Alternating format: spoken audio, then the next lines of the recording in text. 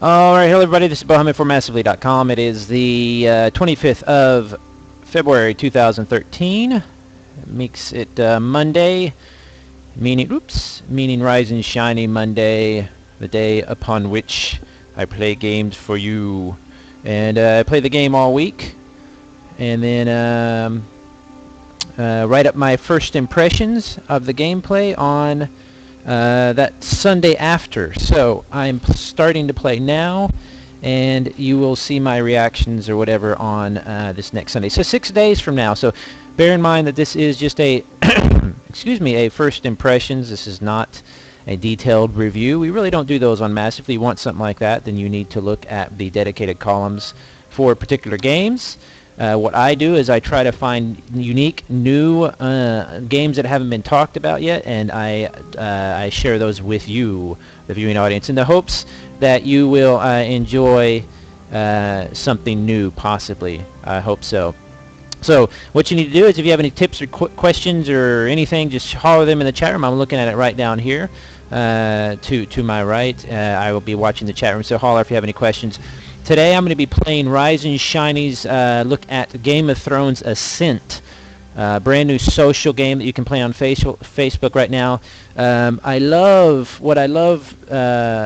There's a lot I really love about this game, and there's some things that I don't like as much, but I love the fact that I can say social game, and it sends shivers down the spines of gamers everywhere because they have no idea what that means. They're like, oh, that means Farmville and stuff like that. That's absolutely not always true. But it does. It's kind of a genre, but it's more of a when you talk about social game, it's more of a discussion of mechanics than it is a genre, because there's so many different types of games on Facebook and other social networks, or using social mechanics. And this is one of them, Game-of-Thrones-ascent. It's actually pretty cool what the designer's trying to do. And I say the guy. There's probably a guy, girls, who knows. There's a whole team of them, but there's one guy you're always hearing from, the main designer. He's been talking about it. He's been talking about it for a while, so it's kind of an interesting system. It really, let me turn off my little banner here, since you know what it is. It really is more, if you've played games like, why am I blanking out all of a sudden? The London one. Anyway, it's kind of more of it's more of a system that he's invented, and I'll think of that game here in a second. To kind of deliver a story. So it's almost like a choose-your-own-adventure story meets a social game. And the interesting thing about that is that I'm watching the chat room, by the way, so I keep looking down, is that it's Game of Thrones, of course, is a series of books. I haven't read the books. I don't plan on reading the books. My wife has read them, so I allow her to do all the give me all the spoilers and everything like that. But I am watching the TV series, and absolutely loving that. Really exciting for the third season. So when I first started playing this, I was concerned: are they going to make it more like the series, or are they just going to do kind of just throw an MMORTS around this game? What are they going to do to make this unique and to feel like Game of Thrones? Now, again, I haven't read the books. I don't plan on it.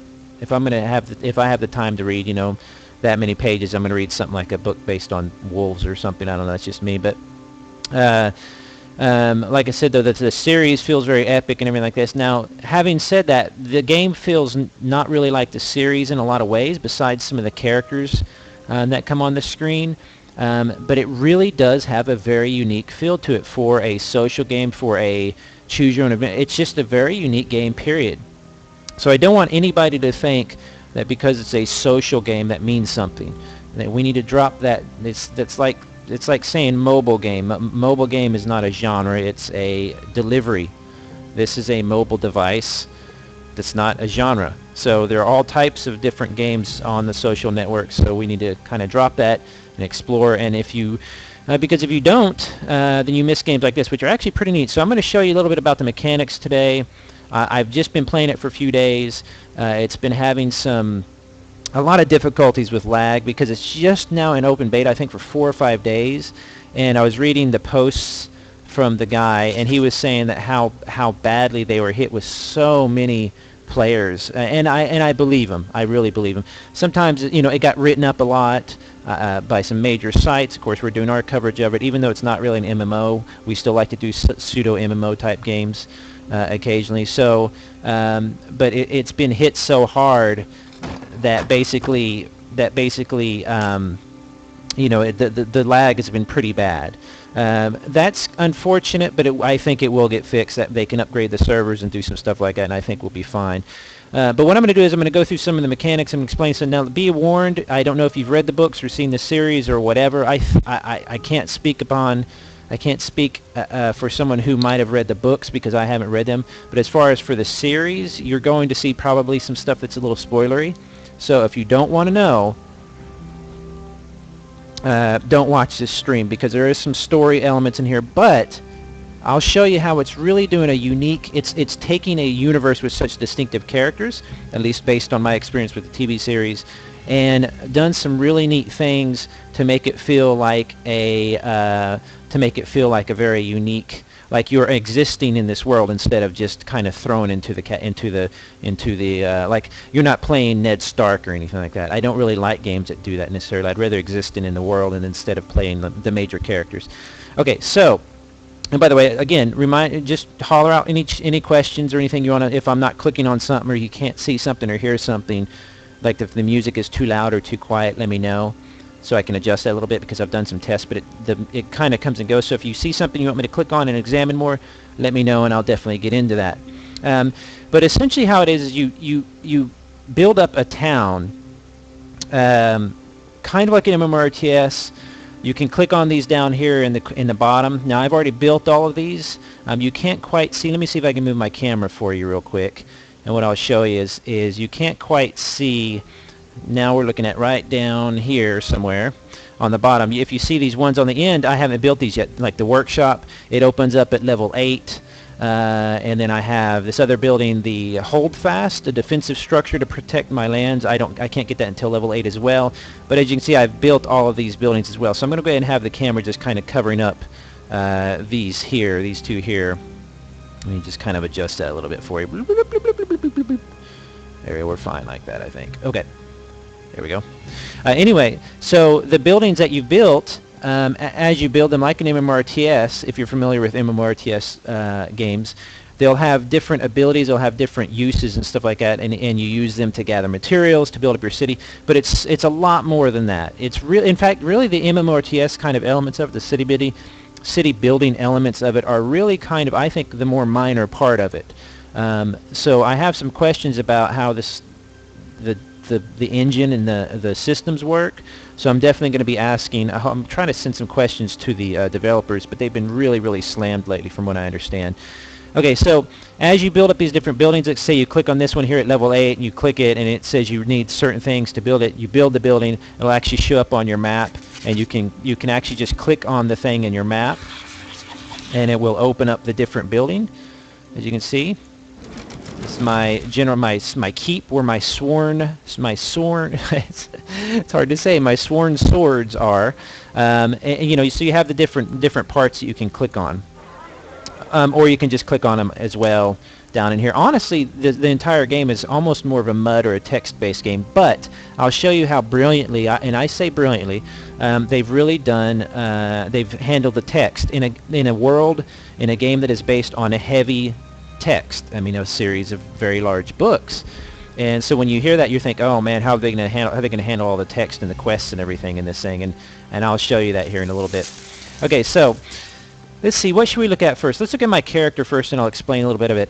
First of all, about the graphics, I'm always a fan of hand painted kind of looking graphics, like paintings and stuff instead of 3D art. I mean, sure, Guild Wars 2, beautiful game. World of Warcraft, Lord of the Rings Online, Star Trek Online. I enjoy the graphics in all those games. But there's something to be said for painting, for people who sat down at a computer or a tablet or on a canvas and painted these things, or, of course, some cheap labor out of the country. Who knows? So I really like how everything looks. I was able to create my own character. I chose this particular guy here. He has a hood on, everything like that.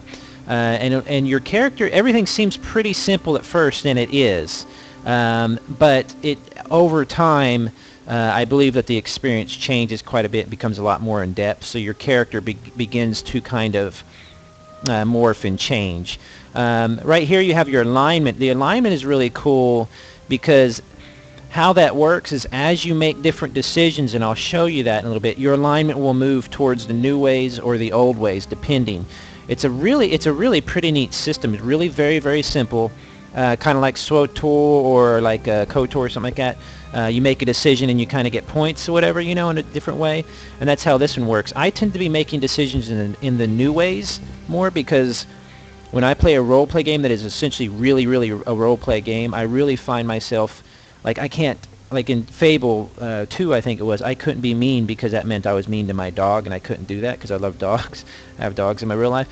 So I find myself in this one becoming more of a New Way person, where the New Ways embodied chivalry, worship of the faith of the seven, modern thinking, so my personality is coming in. Although I want to be more of an Old Ways person, the First Men, personal justice, respect for the old gods. So most of my decisions are going New Ways. And then you have your duty to your family or to your realm. Again, points that go either way. I tend to lean towards more family on that.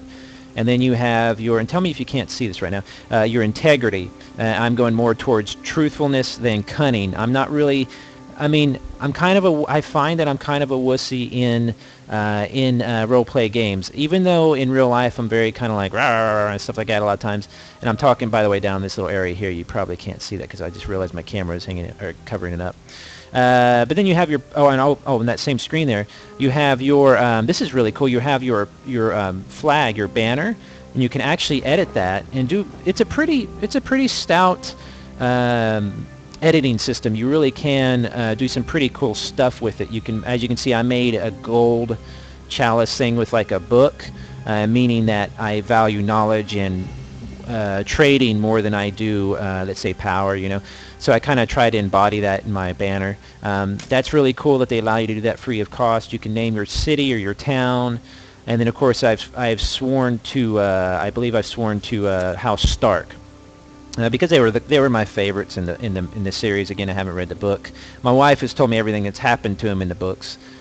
She likes to tell me the spoilers. But even with that, I tend to like House Stark, except for Tyrion. Tyrion's one of my favorites. So, as everybody's, I'm sure. So I swore to House Stark, and it's really cool how it works out. You actually deal with the Starks, and you deal with the power struggles and all that, but it's not like you're necessarily hanging out with Ned Stark. And so the real story, it's cool because they're allowing you to exist in in the same universe as the real story that's going along, or in this case the movies, the TV series or whatever, without you feeling like you're messing with canon or anything like that. Does that make sense? The idea is that you've been given this tract of land, or this whatchamacallit. Somebody in the chat room have to tell me I forget what they call it in the series. Like a keep for your own, and you have to grow it. And then your neighbors and your friends on Facebook or through other players or whatever can actually sabotage you. One of my friends on Facebook actually betrothed his daughter to my son, I believe, or vice versa, and I had to accept it. And when I accepted it, we actually gained some points and did some of this. It's a pretty simple but very effective system. So, I'm sorry. In that screen, you also have your stats, basic stuff, and then your achievements, which are exactly what you would think, deeds, stuff like that. Again, achievements are something, I always say this, I'm not really turned on by achievements. They don't really do it for me. But I tend to enjoy some of them. It just kind of depends. And then you have up here power. Power is I don't know if you can see it up there. Power is your overall standing as a noble of Westeros. Click to view leaderboard. That's just going to tell you your leaderboard of your friends or overall. I'm not sure if that's everybody in the game. Here's your friends right here.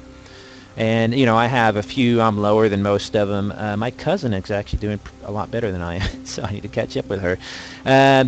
So anyway, that's your character sheet. So you're giving me this tract of land. You build a few buildings, and then what you do is you essentially collect your taxes, your silver coins, I guess, from your people, your counting house. Occasionally that'll give you stuff to buy, and then you go about the business of going through missions and building things. You can craft things, weapons, even cattle and stuff for your keep. So you can. The general idea is that you go through this story, and as you do, You can either play it really cunning and mean or nasty, or you can be friendly and loyal to your family or whatever, and it kind of moves on like that. It's actually pretty exciting. So I think what I'll do before I go into, actually, let me go ahead and go into these buildings down here that I have so that we can see what they do. For example, the smithy it's been done. I gave it something to do, and it's actually been done. So I'm going to click on that, and what I did is I had it craft a short sword, and as you can see, that short sword is done, so I can click that finish, and then I'm going to go and X that off. And then what you can do with that is I can open up one of my characters here, and I can actually equip these items on my character. A short sword, a crossbow, a brooch, or brooch, whatever you call it. All sorts of cool stuff. So now that my smithy's idle, he's awaiting orders. So I can click on him and I can set production. And then production is essentially as you would think it would be in an MMORTS. But again, in this game it's been simplified in a lot of ways, but also it's not simple as in dumbed down by any means. It's just that it's kind of more obvious, but there's the decisions you're making, I think, are a little bit more strategic, if that makes sense. So you have to have the materials needed. For example, a decorative blade, a short sword. Oops, I always do that. Long sword, and by the way, you see that because I'm actually literally in the browser right now. So see, as you can see, there's my tabs. I stream browser games. That's pretty much my thing I'm into now. I've been into it for a while. I can make a small folk, or militia, I should say. A militia man costs me 60 silver coins and 1 small folk. I don't know what small folk necessarily are. Let's see. You get it from the village center. I always forget. I think it's like a... Where's the village center? I think it's this. No, dude. Is that it? Yeah. So if I go to production, so you're going to see some lag, but it's not doing so bad today, so they haven't helped it out. Small folk, a basic resource, lives life one day at a time. I guess they're talking, they're referring to small folk like commoners or something like that. So if I go to the smithy and I want to produce, what was I saying here? A militia man? Let's go ahead and do that. It needs 1 small folk. It's not a weapon necessarily. It's not using goods like iron and stuff like that, but it's using, a person, and it's recruiting them. So I'm going to hit produce, and then that's going to take 3 hours, 59 minutes. So it's counting down right now. So when I go back, as you can see on the screen there, it's busy. The timer's ticking down like it would in most MMORTSs, and instead of building up a building or whatever, it's actually counting down to recruit and train this small folk, however you want to put it. This village center, I had something done. I think I was making some fish, so I'm going to click that and collect the fish. I'm going to go to building production, or you can also, instead of actually producing something in the building, you can also, I don't know if you can do them at the same time. You can add different things. You can add a mill, for example, 1 small folk and 500 silver. The mill will add 5% faster production for fish and ore. There's a common pasture, 5% faster production for stone and horses. Let's add that one. I think I have 1 small folk left, so let's just hit add. Oh, so I need another small folk. Okay. So let's go back to, I think, the building center resource, and let's recruit a small folk. Here they are right here. And these are the small folk. Fur, iron, wood are basic materials that you're given for free. It just takes time to produce them. So what I'm finding is what I kind of enjoy about this is that whereas a lot of MMORTS type games will actually require you to have a particular building to do a particular thing. For example, to create a small folk, maybe I'd have to have a village or a little house or something. The village center is acting as a center for all these things. In fact, in this one building I can build stone, horse, iron, fish, fur, small folk, ore, wood, cloth, basic goods. And what I like about that is it's kind of doing away with a lot of the real estate you'll need in your map. For example, if this was a typical MMORTS, a lot of times I'd have to then add a farmer to raise grain, and then I'd have to add a pasture to raise cattle, or this. But this is really cool because what it's doing is it's actually keeping all of that within one building. So it's simplifying it, but it's also representing the building that is going to be the building that kind of does everything for the king or the whatever you are, master of the keep. I don't know how he words it in the books. So that's what your buildings do. Essentially, it's like typical MMORTS stuff. You raise goods, you build goods in your buildings, and then you build things, and you use them to continue to build more and more. Pretty cool, and the buildings are all pretty unique. For example, right here, my market is actually busy, or it's just idle. So I'm going to look at what it can produce. It can produce a small focus. It can produce a trader, which sounds cool. I can produce a merchant, a silver brooch, a leather-bound book. And by the way, if you have any questions about Game of Thrones Ascent, just holler there in the chat room and I'll explain it to you.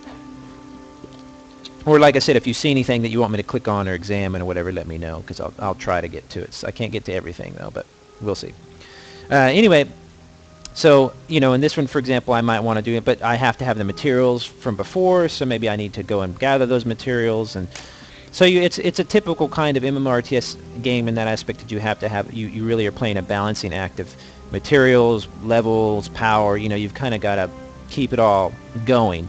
Some people push for power and some don't. One thing I'd like to note is that they sell these gold and silver. They sell you gold, or actually silver for in-game, but you can actually buy gold. Now with that gold, I haven't yet investigated, and this is one of the things I'm going to do, or I will do in Rise and Shiny, is investigate the cash up. I haven't yet investigated if that gold will actually, I don't know, how much, like what advantage the gold gives you if you're buying power or not. For example, to recruit new sworn swords, to recruit new ones, you have to have silver. Silver you get through in-game play. So I'm finding no problem recruiting people. In fact, I need to get a new one. I want to get a good one. I don't know who. 24,000. Let's go. I like having female army. Female warriors like Brienne. She's so cool. Let's see here. Valuable goods and a sharp ear. Let's go and hire her because I needed like a trader, so I've got a new one. But like I said, I haven't quite yet noticed where the gold comes into play, or if it's really selling you power or not. That's the first question a lot of people have, is can you buy like power in this game, or a game or whatever. So I'm still investigating that. If I see something as I play, I'm going to try and notice if that's the case, so I can see if if that's indeed the case. I haven't noticed it yet. So, who knows. Okay, so once you get your buildings going, you're getting some stuff built, your keep starts off a lot smaller. You're going to want to run missions. And missions are quests or whatever. Quests are the shining, I think, the real shining thing about the mechanic in this game. Because the game is based on books, it's text, and it introduced characters that as you interact with these characters, they do, they kind of, it's like a choose your own adventure. But what I'm trying to figure out is, okay, is it like SWTOR or like any of the BioWare games, where if I make a certain decision, if I played like somebody else, if they played like I am, they started off the same kind of character but made different decisions, how much of a difference does that make, or will that make for their gameplay? That's what I'm kind of wondering about, and I would like to know from the developers. I might ask them those questions if I can, because I want to know, okay, if I'm making this decision with this character, Maester Lucas, he's my Maester guy. I guess he's like my right-hand man in a way, I think. I'm forgetting. He'll say, for example, "My lord, word has come by Raven. A brother of the Night's Watch has gone renegade. The Watch suspects he may have fled in this direction." See, I thought I actually got this quest earlier, but it might have been a similar one. So my two choices, and I want to point this out. It's a game based on really, really heavy text, tons of words, right? You're reading these books, hours of reading, but the developers have wisely kept the text, and this is smart to do for really any, I believe, any game, any MMO period, is keep your quest text small, a few hundred words, not even that. I mean, look how small it is. It's nothing. But it can still have the interaction we have between each other. It ends up adding up to maybe 200 or 300 or 400 words. But it's easy to read. It's not so much of a hassle. I've played games, especially indie games, that have mountains of text. Nobody wants to read all that.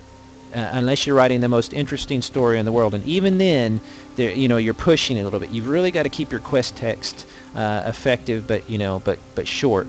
So he says, what do you want to do? And I can either ask Sir Hugo, who's my other dude, or I can ask Grote. Grote is kind of this rough guy that I went ahead and hired. I'm forgetting the positions. Again, I'm not familiar with the books. But I believe that Grote's kind of like he's the master of my military. He's very grim. So in dealing with this Night's Watch guy gone renegade, I'm going to ask Grote because he's really, really rough, and I'll get the most extreme answer out of him. And what I like about that is that I'll be guaranteed to hear, let's chop his head off or whatever, so I can know how far I need to go. I mean, that's going to be the extreme. So I'm going to say, what do you think, Grote? Here's Grote here, and he says, the wall makes hard men, my lord. Such a fellow might be of use in some way. Perhaps we should find him and find a use for him in some way, which is surprising because Grote, I thought, was a really loyal type of dude, so I figured he'd say, hey, you know what has to happen.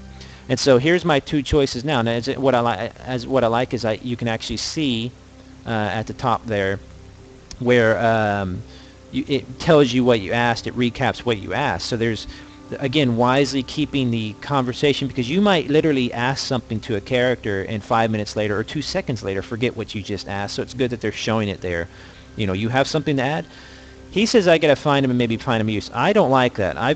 That's the only time that I will in this game so far where I've been kind of a hard ass, is somebody's running away from the wall. That's like the golden rule, is you don't run away from the wall. If you do, you get your head cut off and all that stuff. So I can either ask Sir Hugo what he thinks, or I can say, find him and escort him out of our lands. We'll find a use for him in a few years. Those are two kind of surprising answers, but I don't know if those answers are based on what happened before, because earlier another one escaped from the wall and I chopped his head off. So I don't know if the game is taking that into account. That's what I'm kind of curious about. Or if it's just taking you through a series of kind of story quests. And by the way, you can play with other players through quests, and I'll try and show that here if I can find another player that is actively, it's weird how it works. So I'm going to ask Hugo. Let's see what Hugo has to say. Sir Hugo, what do you think? Hugo is kind of like my nice guy. I think he's kind of a version of the blonde Lannister, the sword guy. What's his name? That's really good with the sword, but he's not so mean. He scratches his scruffy jaw. I think your duty is clear, my lord. He must be caught and punished. So there you go. This is the guy who reminds me to be loyal to the realm and all that stuff. So, and here's where the gameplay comes in. This very, very simple gameplay, but this is how neat it is. I can either make a decision that gives me bonus points to realm and gives me some silver, or I can get the same amount of silver and make another decision and get plus points to cunning, meaning that I'm trying to make my way up the ladder. I'm becoming kind of evil or whatever. So I can say, send one of my swords and find this flown crow that we might bring into justice, and I get realm points because I'm obeying the law of the realm.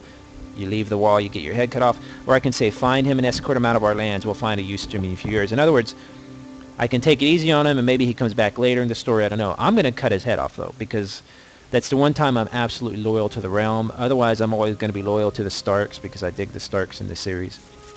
So, now, as long as there's no bugs, because I have had some bugs, we should see exactly how it plays out. So now I've got to pick out the character that I want to send on this mission. And so I can choose the one I just hired. I can choose Humphrey Mott. He's kind of a spidery type of guy, and you can actually see the spider symbol there. Or I can send Riala Kai. She's more of a combat person, so I'll probably send her because she's doing all. Oh, there we go. Combat. You see how it kind of, there's some lag there in the UI. So once I do that, I can actually then decide. I don't just attack somebody. I can actually decide whether I'm going to harass them. I can sabotage them, aid them, swindle, spy, bribe. So there's a lot of different things I can do. I'll probably I'll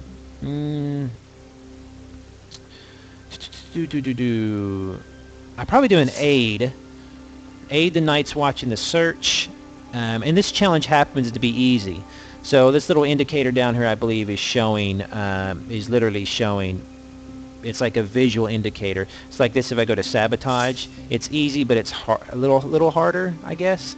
But either way, none of these are super, super challenging. But I'm going to do the swindle thing because I'm going to aid. I'm going to aid the Night's Watch and search. So once I do that, I can equip her things here. I can say put a brooch on her or a new sword. I can give her a horse or whatever.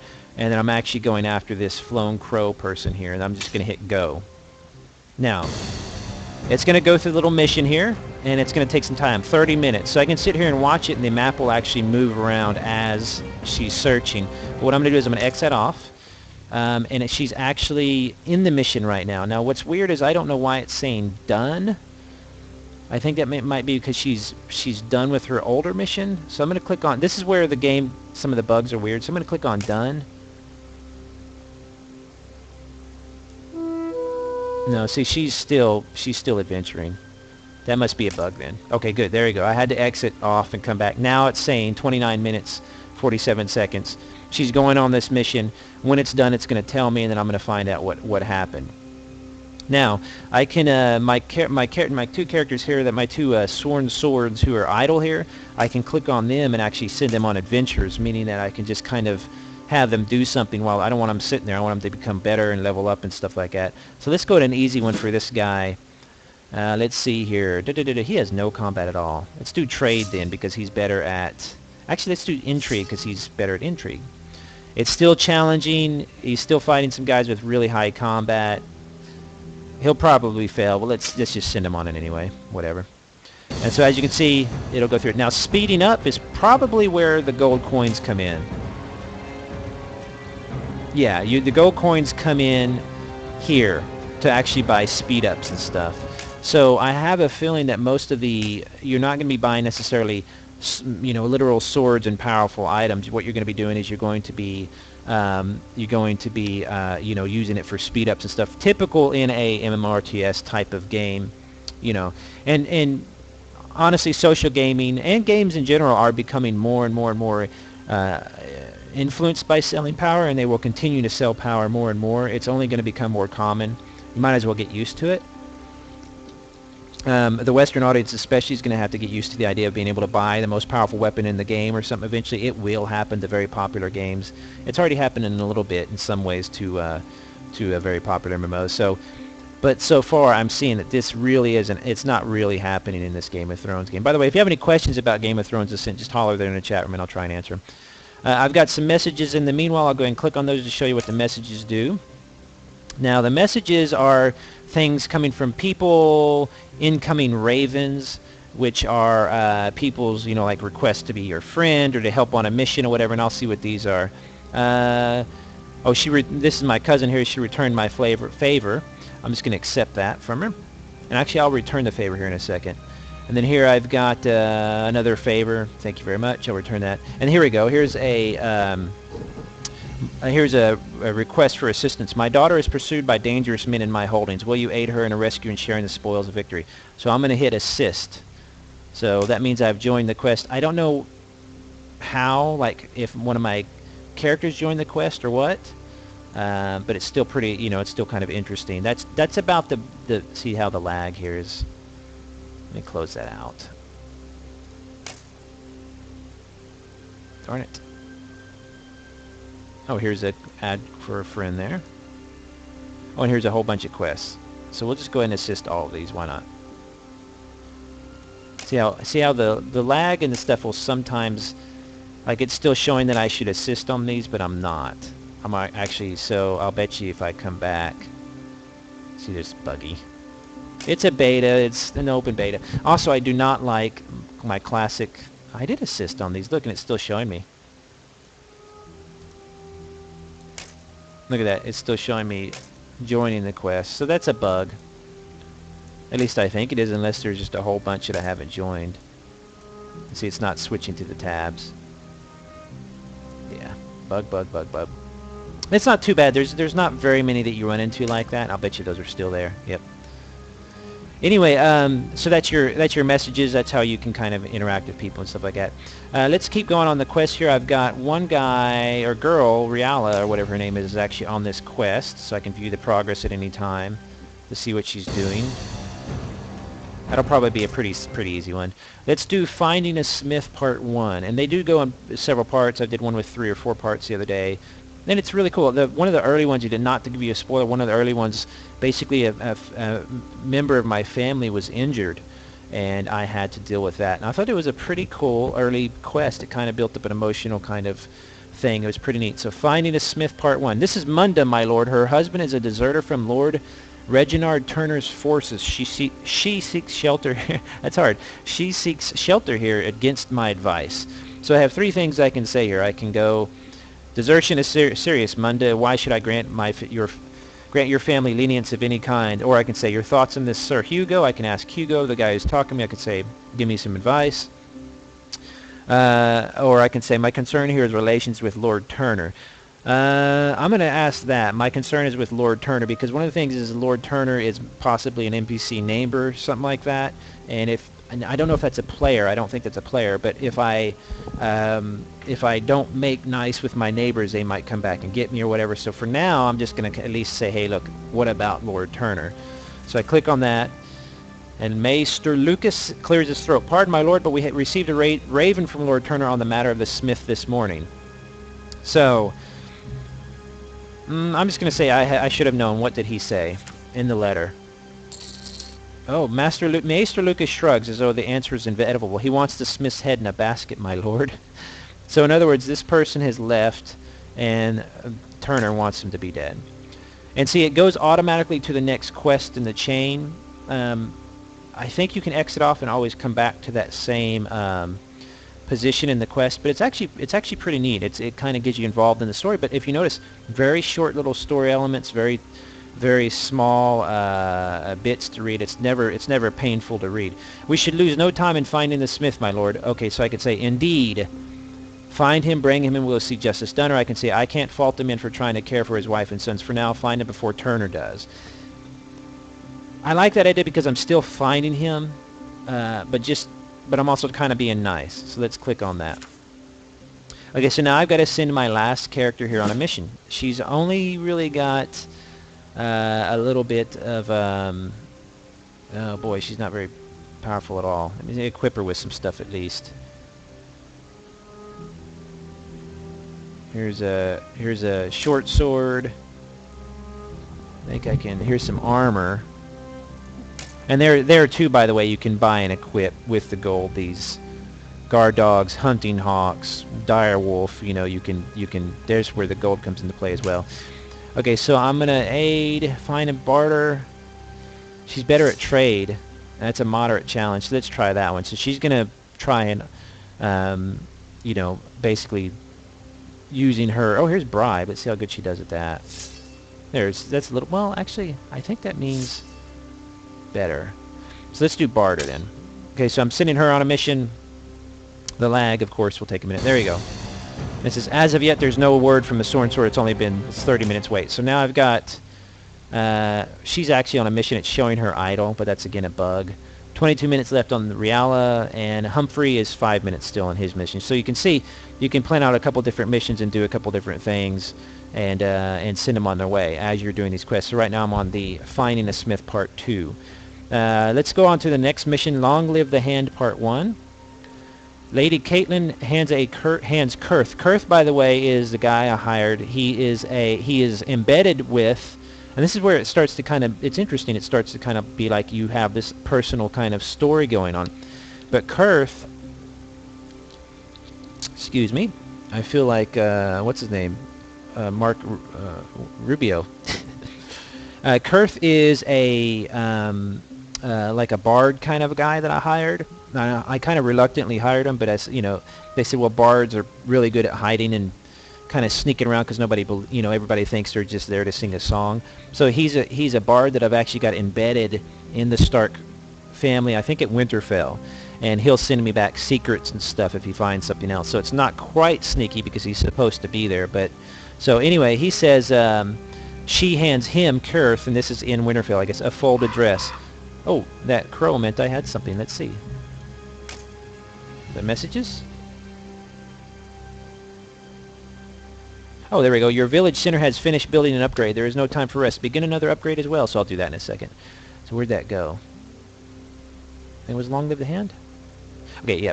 Lady Caitlin hands Kurth a folded dress. I must prepare Arya, I can never say that, for the journey south, she explains. Ned has agreed to serve as the king of his serve the king as his hand. So this is where it gets into like it's part of the books. I mean, I know the general story of the books because of the series, but there's a lot of details. but it goes along. I think it's going along more with the series than it is the books. I mean, it's kind of following that. You know how the series skips a lot because the books are huge and all that. So I think it's kind of going along with that. But it kind of carries you along that timeline. I don't know how far it goes and to what point. Like if you played a whole bunch, will you eventually get to an end to where this? I don't know. I don't know how that goes. Ned has agreed. Okay, so I can ask what Lord Stark's new responsibility means for his household. I can ask her if Lord Stark will be safe considering Jon Arryn's suspected murder, which I'm aware of. Or I can congratulate her on Eddard's honor. She must be proud of his service to the king. I've been playing it nice lately, especially with the king, with the kingdom and the realm, and getting a lot of realm points. I don't know if that's good or bad, but for now, since I'm new, I think I've just kind of been doing that to kind of keep myself from getting in trouble. So I'm just going to congratulate her.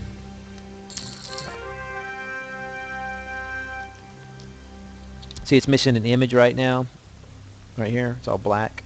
I don't know if that's another bug. Usually an image pops up. So they're working on it. It's a great honor, Kerr says, serving the king, influencing all of Westeros. He trails off as Lady Catelyn grabs a dress from his arms and leaves. So I actually got some stone. I got plus 178 silver and some realm points. So we'll go on to the next quest. Hope the picture works. See how it's starting to lag? Kurth greets, so that I'm up in Winterfell. Kurth greets Jon Snow. I hear the wall's a lovely place come winter, Jon laughs. If only. Father's headed south. Rob's staying in Winterfell. So this is the point. Again, spoiler if you don't know this. I'm basing this off of what I saw in this series, not the book. But Jon Snow goes to the wall, and Father heads south, and Robb ends up leading an army. So I can inquire as to why Jon Snow is leaving his family behind. I can find out why Robb's staying in Winterfell, or I can thank Jon for his selfless service in defense of the wall, more realm points, or random resources. And let's do, I know why he's in all, so I'm just going to thank him for his service and get some silver and some resource. See, and again, a missing image. Oh.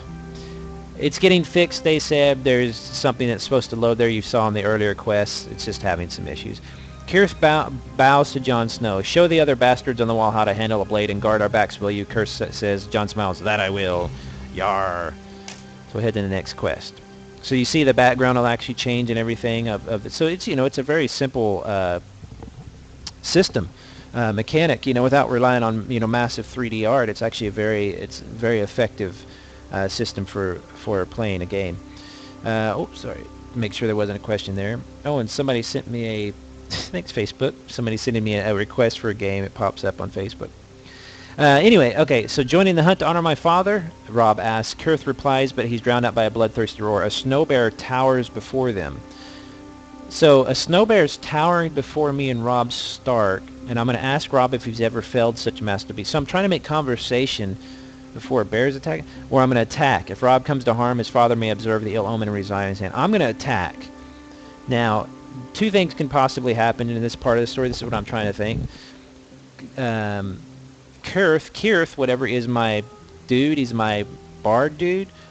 If he dies, defending, Robb from this bear, because we know Robb doesn't die. But if he dies, so what? I can get another guy. But I'm not going to sit there and ask Robb, hey, you ever felled a beast, while this bear is attacking us. So I'm just going to go and attack him. Let's see what happens. No picture! Attack, eh? I see a good trophy for a good hand, says Kirth. Robb smiles, grips his sword, as do I, minstrel. The massive bear sniffs, then charges! So we'll see what happens. You see how it's very mud-like? That's what I like about it. There we go, got some image. The snow bear charges Robb and Kirth with a roar. One slice of its claws and we're dead, Robb shouts, drawing his sword. So, do I have a sword right now that's free? So at this point I need to make a decision. I can accept the challenge and send one of my guys or girls, and I get a leather-bound book, which is a good thing I need, and some silver. Let's accept it, but who can I send? Oh man, all I got is this guy? Might as well. Let's go for it. Okay, so I'm going to add to my war party. This is where other players come into can come into literally other players from like Facebook on my social network here. I can add a hunter, a falconer, and a houndsman. Let's see. Let's add So I'm going to add them.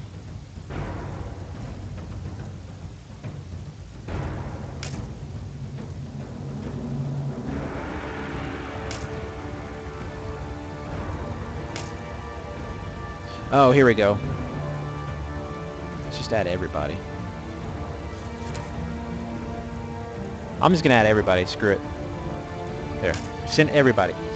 Okay, so I have 23 hours left. What that means is that this is basically a group kind of challenge that they'll see in their book or in their Raven log. If they accept the challenge, they'll become part of the party and help me out. So that's about as, I believe, that's about as involved other players are or become in your. So it's definitely not an MMO on that aspect. There's some persistence with your city and some influence there, but that's about it. So this is really a pseudo MMO. We wanted to go ahead and look at it though because it's Game of Thrones, it's huge, and because it's really doing some pretty interesting there's really some very interesting mechanics. So stop the charge, it says. He'll flatten us both, Rob warns. We must slow him down. Do whatever you can do to stop the charge. So actions 5 out of 5. So what does that mean? See, even right here, you can actually chat with each other if there's somebody in the chat. Oh, here we go. I'm sorry. Here's the actions right here. I can fight. I can throw rocks. Look, there's a fight there. Humphrey, Mott, and Kerr throw rocks at them, hitting their target. Okay, I can spy or I can swindle and split up. I'm going to spy because my dude's good at spying.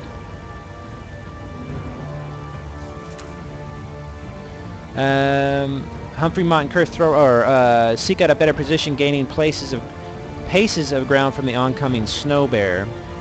So it's kind of like I'm doing it slowly. Let's go ahead and fight again. Throw rocks and then come snowbear hitting their target. So I'm hitting him. I just don't know. At some point, is he done? Well, let's use up all the actions real quick. I'll spy again, and then I'll throw again. Okay, so I'm out. I am current. Oh, so the thing here has moved down, part 1 of 3.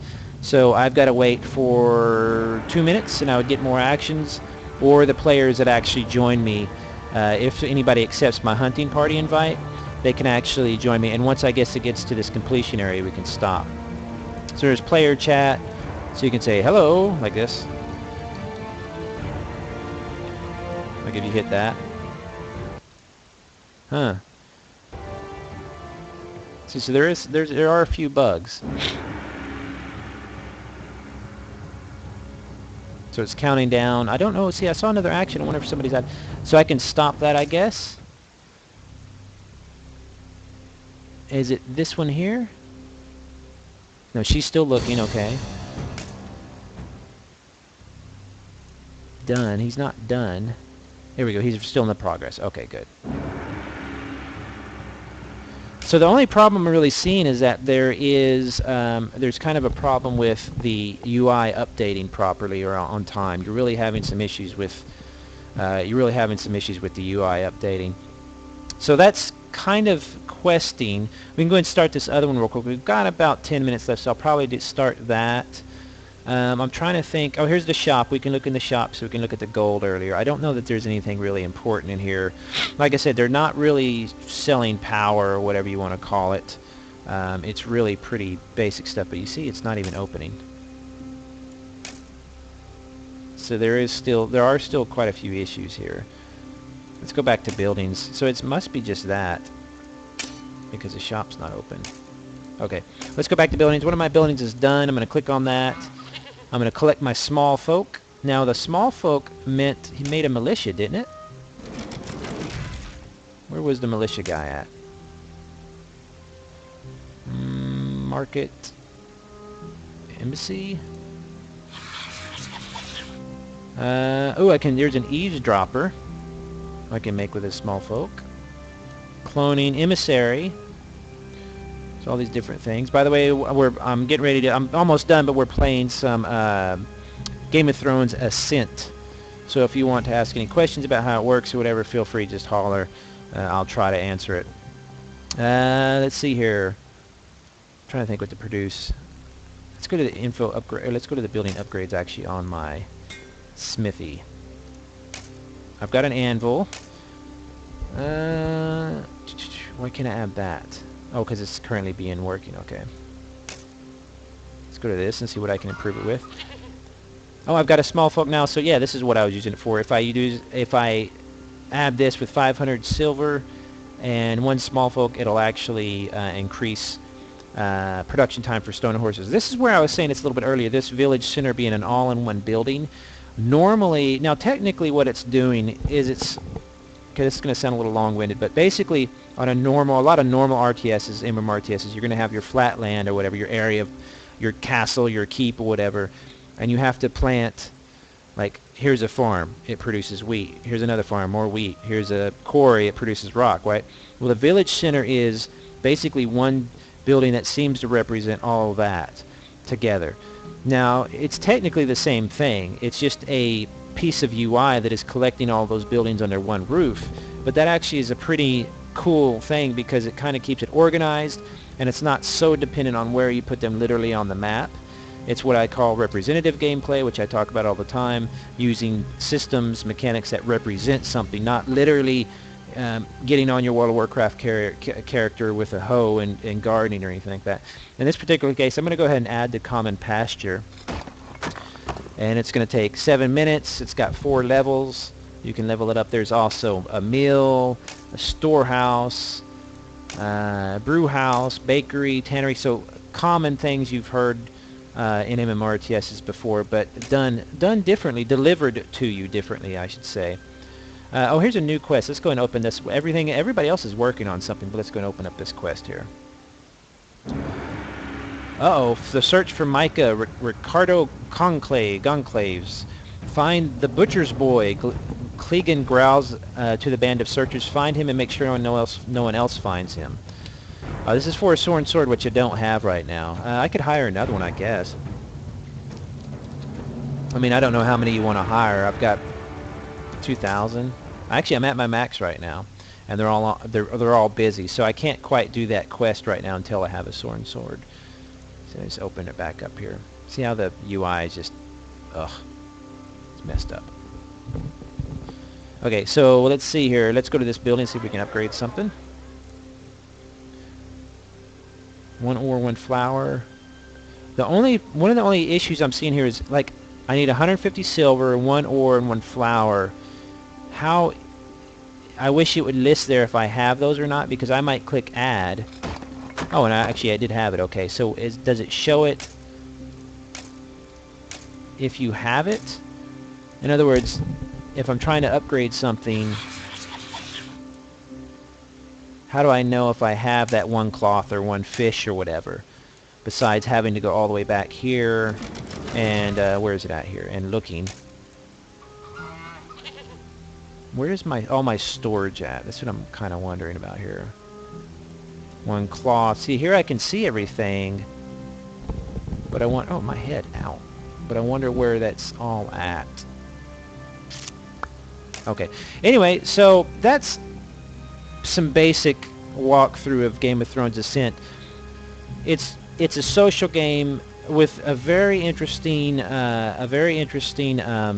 story mechanic.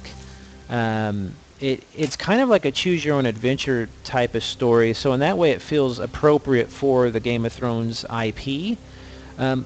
When you look at it, you're kind of like, the production value is kind of low on this. It's not the highest quality. I personally love the production value. I love the size, the painting and all that. That actually feels more Game of Thrones to me than some literal 3D hack 'em up type of game. Game of Thrones is so epic that you want it to be kind of on this kind of a scale where you're kind of playing the master of the keep, not just some guy, in an army, or a girl in an army. So it feels appropriate for the IP. Now, of course, the new Game of Thrones, the other Game of Thrones game that's coming out, which I believe is an actual MMORTS, whatever, that's coming out later.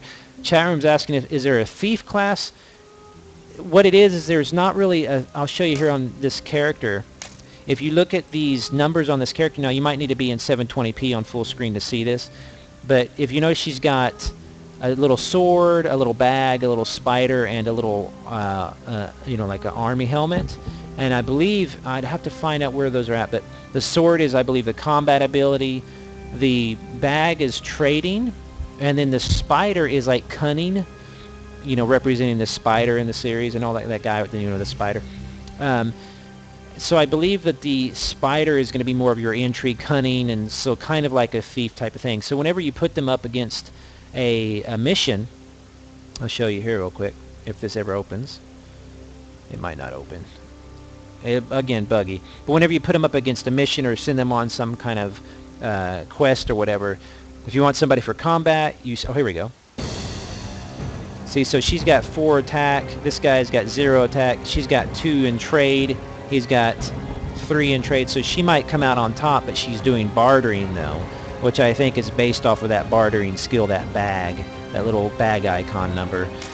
So this character here, Riella or whatever, is a higher combat person, and I believe they actually level up and stuff like that as they become rank 4 merchant, 101% to barter actions, rank 2, blah blah. So there are different stats. So it's not really a class. I believe it's just kind of a basic indicator. Are they a fighter? Are they a sneaky kind of thief person, or are they like a trader, barter? Because the idea of the game is you can either conquer people, I believe. You can use cunning and intrigue and stuff like that. You can marry into other families and buy and sell, or you can use like you're a trade. I'm sorry, you got your fighting, you got your trade, and then you've got your spidery kind of, spreading rumors and finding out information and using it against people. So I think it's kind of based on those type of elements more than like literal stats at all. Even the equipment that you put on them, I believe, is barely really affects it until you get into some of the higher level stuff. So, but anyway, that's a basic look at it. Not a bad game. I'll be playing it all week. If you want to add me on Facebook, you can just, of course, find me or I think it's just beau-hindman. Geez, I don't really use Facebook a lot. I use Twitter all the time, so I only use Facebook to access games. But my character's name is Lord beau-hindman, so you can just find me and add me on that. You can see him there on the screen. And then you can do like here's packs and stuff. See, I haven't even done here. I got a packs with this. Oh yeah, I got a pack. See, for example, with this guy, my daughter was betrothed to his son or whatever. So, and you gain power. I mean, it's pretty cool. It's pretty cool. It's very very simple systems, but that represent kind of a choose your own adventure character building type of thing. So I think it really works for the Game of Thrones universe IP. It just works as a system. I mean, you could plug all sorts of stories into this and have a pretty fun. I mean, you could replace the keep stuff with like different space, elements in a spaceship, and so all these. Basically, this is a really well-designed storytelling system, like interactive storytelling system. So anyway, my name is beau-hindman. If you'd like to contact me, of course, you can email me at oops, that's the wrong one, at beau@massively.com. You could tweet me at beau_hindman. Twitter's probably the best. That's where I'm usually chatting. Email is more for business, but if you need to contact me, go for it. I will be back. Let's go ahead and take that off of the screen real quick so I can show you. I think tonight the next stream is going to be Dylan is up at 10 p.m. EST with StarCraft 2, Heart of the Swarm, and then I'm going to be back tomorrow. I'm always at 5 p.m. Eastern unless something's weird. And I'll be back with the browser hour. Now tomorrow's going to be funny because the browser hour is essentially going to be me for the hour showing you how I'll play like on the weekends. I'll have like 8 tabs open, 8 or 9 or 10 tabs open, and I'll switch from game to game. And for an hour I'm going to show you how I do that and how it's effective and it's fun and it's kind of challenging and how certain games really work for that. So be sure to check that out. But that's little Game of Thrones-ascent. Make sure you contact me, beau@massively.com or at beau_hindman. Thank you for joining me. Stick around at 10 p.m. Eastern tonight for dealing with StarCraft 2. Bye-bye.